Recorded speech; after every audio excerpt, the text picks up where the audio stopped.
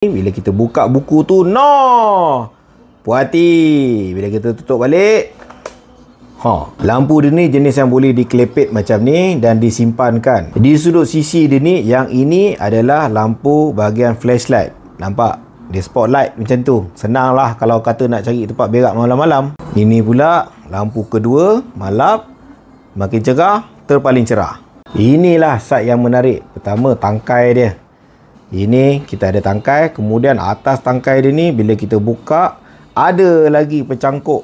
Jadi pendaki gunung sedap lah pakai dia ni, macam-macam gaya. Kemudian di bahagian ni juga, yang ini merupakan permukaan magnetik, artinya kita boleh tampalkan pada mana-mana permukaan besi. Dah ada lighting dah situ. Tempoh hari masa aku try di Gunung Nuang, aku dapat try dalam 5 jam yang aku confirm boleh pakai. Lepas tu aku tidur.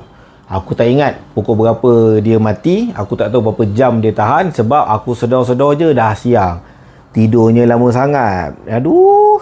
Barang ni masih belum famous geng dekat dalam pasaran. Jadi korang tak payah takut. Tak payahlah nak beli laju-laju. Tapi itulah, barangnya tak banyak lah. Sebab barang tak famous, orang tak adalah buat masuk banyak kan. Kalau habis, sorry